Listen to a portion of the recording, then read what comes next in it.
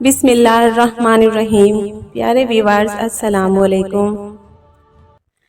بہت پرانے زمانے کی بات ہے، کسی شہر میں ایک بادشاہ تھا۔ اس کا ایک ہی بیٹا تھا، شہریار نام تھا۔ شہزادہ شہریار نے بڑے ناز و نام میں پرورش پائی تھی، ضدی بھی تھا اور خود سر بھی۔ بادشاہ اب بوڑھے ہو چلے تھے، چاہتے تھے کہ سلطنت کا کام شہریار کو سونپ دیں، لیکن انہیں یقین نہیں تھا کہ شہزادہ حکومت کے کام کو سنبھال پائے گا اور رعایا کے ساتھ عدل کر پائے گا۔ تو بادشاہ نے شہریار کا امتحان لینے کی ٹھانی۔ بادشاہ پڑوس کے علاقے کو اپنی سلطنت میں شامل کرنا چاہتے تھے۔ کافی دن سے لڑائی چل رہی تھی۔ بادشاہ نے شہزادہ شہریار کو یہ ذمہ داری سونپی کہ اگر تم اس ملک کو فتح کر لو تو میں سمجھ لوں گا کہ تم حکومت سنبھالنے کے قابل ہو گئے ہو۔ تو شہزادہ ایک بڑی فوج کو لے کر روانہ ہوا، اپنی تدبیر اور بہادری سے ملک فتح کر لیا۔ واپسی پر بادشاہ نے شہریار کی تاج پوشی کی رسم انجام دی۔ ملک میں دھوری خوشیاں منائی جا رہی تھی، ایک فتح کی اور دوسری تاج پوشی کی۔ شہر میں نئے بادشاہ کی سواری دھوم دھام سے نکالی گئی۔ ایک خلقت دیکھنے کو امڑ پڑی۔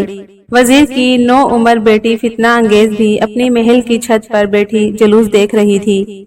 جب بادشاہ کا ہاتھی وزیر کے محل کے پاس سے گزرا تو فتنہ انگیز کے پاؤں کی جھانجن اتفاقاً کھل کر گر گئی اور ٹھیک بادشاہ کی گود میں آ کر پڑی۔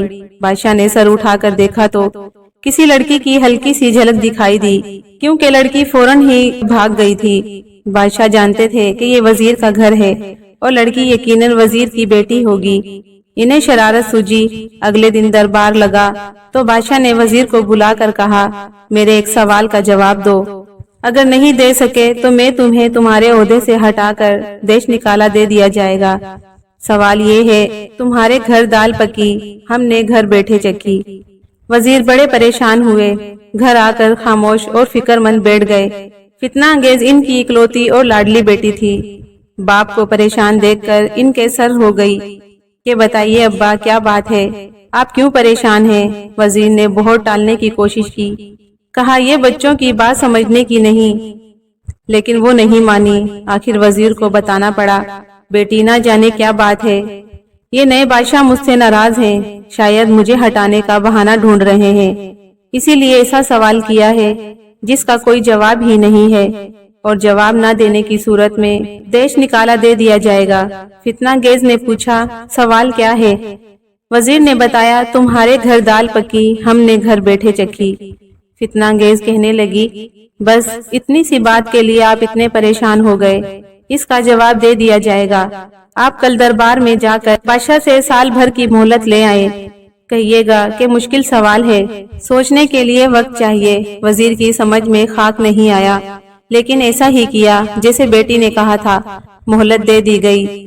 اب فتنہ انگیز نے وزیر سے کہا کہ اپنے بھروسے کے ماہر مستریوں کو بلائیے اور اپنے گھر سے بادشاہ کی خوابگاہ تک ایک سرنگ کھدوائیے، کسی کو اس بات کا پتہ نہیں چلنا چاہیے۔ سرنگ سال بھر کے اندر اندر تیار ہو جائے، اور ہاں، ان مستریوں کو گھر کے اندر ہی قید رکھیں تاکہ جب تک کام پورا نہ ہو جائے بات باہر نہیں نکلنی چاہیے۔ وزیر نے کہا، بیٹی میری تو کچھ سمجھ میں نہیں آ رہا، تم کیا کر رہی ہو اور یہ سرنگ کیوں کھدوا رہی ہو؟ بادشاہ کو خبر ہو گئی تو جان سے ہاتھ دھونے پڑیں گے۔ فتنہ انگیز بولی، ابا آپ فکر نہ کریں، اگر آپ چاہتے ہیں کہ بادشاہ کو ان کے سوال کا جواب مل جائے تو میرا کہنا مانیے، ورنہ یوں بھی جان کہاں بچے گی۔ وزیر نے ایسا ہی کیا، ماہر کاریگروں کو بلا کر کام سمجھایا اور ان کے رہنے کا انتظام اپنے ہی محل میں کر دیا۔ سخت پہرا تھا کہ ان میں سے کوئی باہر نہ جانے پائے۔ سرنگ کھدنی شروع ہو گئی، رات دن کام ہوتا۔ ہاں، جب کام بادشاہ کے محل تک پہنچا تو صرف دن میں کام ہونے لگا، کیونکہ دن کے ہنگاموں میں کسی کو آواز نہیں سنائی دیتی تھی۔ سال بھر کے اندر سرنگ تیار ہو گئی۔ اس کا دروازہ بادشاہ کی مسیری کے پیچھے کھلتا تھا، لیکن ایسے کہ اوپر سے کچھ نظر نہیں آتا تھا۔ جب مہلت کی مدت پوری ہوئی تو اس سے پہلی رات فتنہ انگیز بڑا سا دوپٹہ اوڑھ کر گھونگھٹ نکال کر بادشاہ کی خوابگاہ میں پہنچی۔ جھانجن بادشاہ کی مسیری کے پاس ایک تپائی پر رکھی تھی اور بادشاہ ابھی جاگ رہے تھے۔ فتنہ انگیز نے ادب سے سلام کیا اور اپنی جھانجن لے کر واپس مڑی تو بادشاہ نے کہا، فتنہ انگیز میرے سوال کا جواب کہاں ہے؟ فتنہ انگیز بولی، حضور آپ کے سوال کا جواب یہ ہے کہ 6 مہینے کھدن کھدائی، 6 مہینے پٹن پٹائی، جھانجن لے گھر آئی، دال کہاں سے چکھن پائی، اور جھپٹ کر سرنگ کے راستے دوڑتے ہوئے واپس آ گئی۔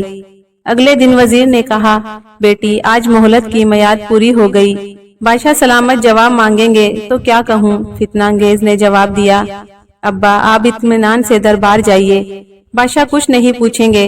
وزیر کی کچھ سمجھ میں نہیں آیا، لیکن بیٹی سے بحث فضول تھی۔ ڈرتے ڈرتے دربار میں گئے۔ تمام وقت جان سوکھتی رہی۔ بادشاہ تمام سرکاری کاموں کی باتیں کرتے رہے، لیکن اس سوال کے بارے میں کوئی بات نہیں کی۔ وزیر نے اطمینان کی سانس لی اور بیٹی کی سمجھداری کے قائل ہو گئے۔ اب بادشاہ لاجواب تو ہو گئے تھے، لیکن دل ہی دل میں بڑے جذبز ہوئے کہ اس ذرا سی چھوکری نے انہیں لاجواب کر دیا۔ اسے نیچا دکھانے کی ترکیب سوچتے رہے۔ ایک دن وزیر کو بلا کر کہا، وزیر اعظم ماں بدولت کو بیل کا دودھ چاہیے، یا تو بیل کا دودھ لا کر دو ورنہ سر قلم کروا دوں گا۔ وزیر گھر آ کر افسردہ اور پریشان بیٹھ گئے۔ فتنہ انگیز سمجھ گئی کہ بادشاہ نے بدلہ لینے کے لیے پھر کوئی شگوفہ چھوڑا ہے۔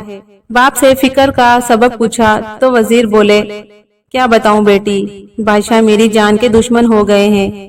پچھلی بار تم نے سنبھال لیا تھا، اب پھر جان سے مارنے کی دھمکی دی ہے۔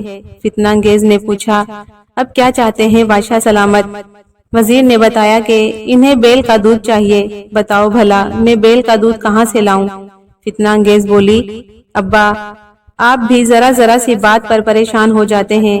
کل دربار میں جا کر بادشاہ سے سال بھر کی مہلت لے آئیے، کہیے گا بیل کا دودھ تلاش کرنے میں اتنا وقت تو لگ ہی جائے گا۔ وزیر نے ایسا ہی کیا اور منتظر رہے۔ بیٹی پھر شاید ان سے کوئی کام کرنے کی فرمائش کرے، لیکن فتنہ انگیز نے ایسا کچھ نہیں کیا، اطمینان سے بیٹھی رہی۔ دیکھتے ہی دیکھتے سال بھر گزر گیا۔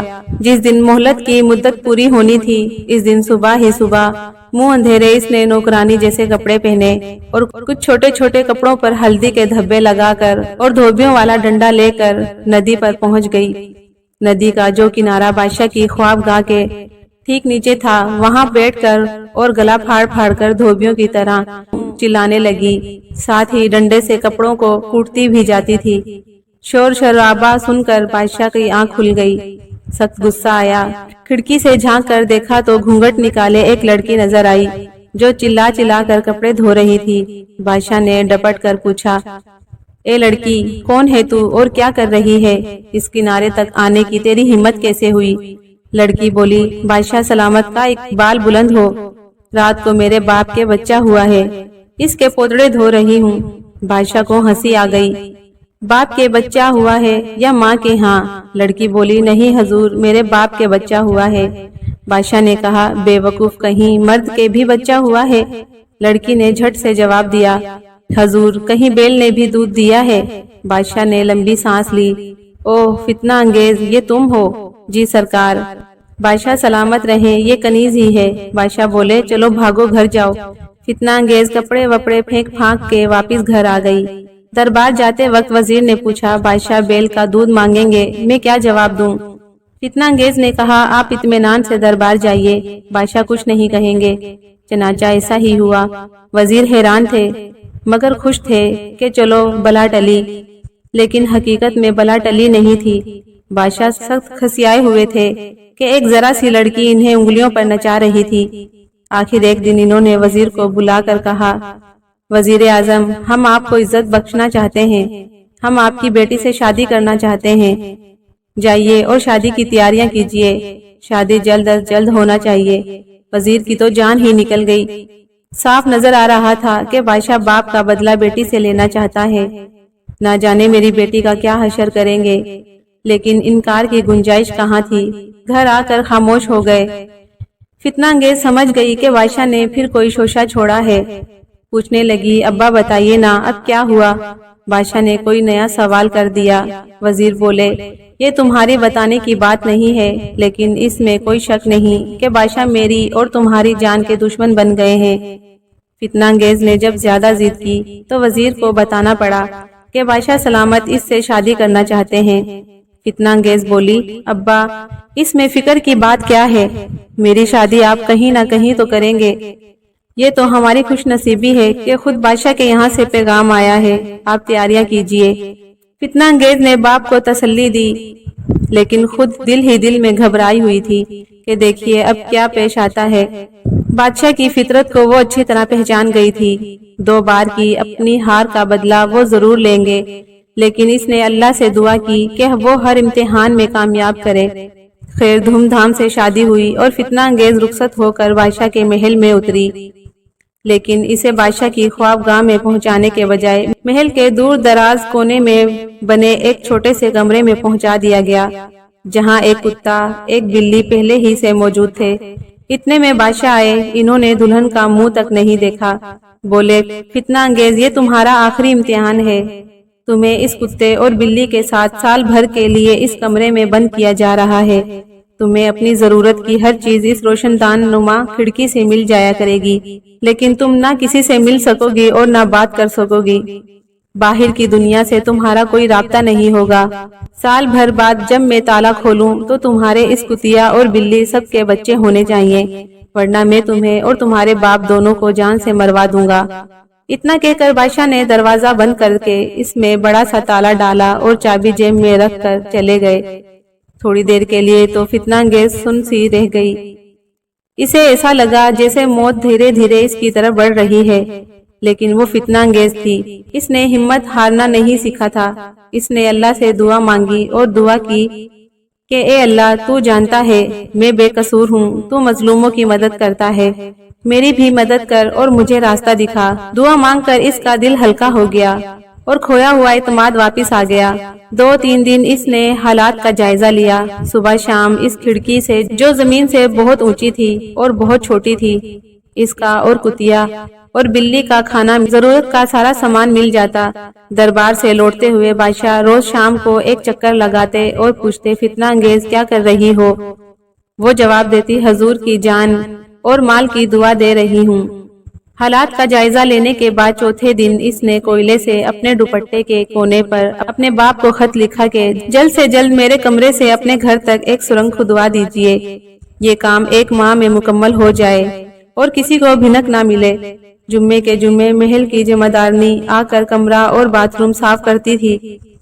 ایک پہرے دار دروازے پر کھڑا رہتا تھا۔ فتنہ انگیز نے موقع دیکھ کر جمعدارنی کو باتھ روم میں بلایا اور اپنے سچے موتیوں کی مالا اسے انعام میں دیتے ہوئے کہا، میرا یہ دوپٹہ میرے باپ وزیر کو پہنچا دو۔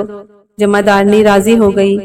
ایک تو انعام کا لالچ تھا، دوسرے اسے بھی اس کمسن خوبصورت وزیر زادی سے ہمدردی ہو گئی تھی۔ اس نے دوپٹہ اپنے کپڑوں میں چھپا لیا اور سیدھا جا کر چپکے سے وزیر کو دے دیا۔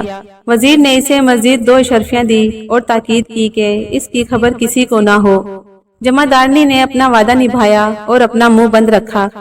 وزیر نے 50-60 وفادار مزدوروں کو لگا کر اسی دن سے سرنگ کھدوانی شروع کر دی اور 1 مہینے کے اندر اندر سرنگ تیار ہو گئی۔ فتنہ انگیز نے راحت کی سانس لی۔ اب وہ کھانے کے اوقات اور بادشاہ کے آنے کے وقت کو چھوڑ کر اپنا باقی وقت اپنے باپ کے محل میں گزارتی۔ اس کے پاس وقت کم تھا۔ اس نے گانے ناچنے والی کم سن اور خوبصورت لڑکیوں کا ایک گروپ تیار کیا اور بادشاہ کے محل کے مقابل خیمے لگا کر اپنی نوٹنکی شروع کر دی۔ کچھ ہی دنوں میں نوٹنکی کی شہرت دور دور پھیل گئی۔ لوگ دور دور سے تماشا دیکھنے آنے لگے۔ فتنہ انگیز خود پردے میں رہتی تھی، لڑکیاں ناچتی گاتی اور کھیل دکھاتی۔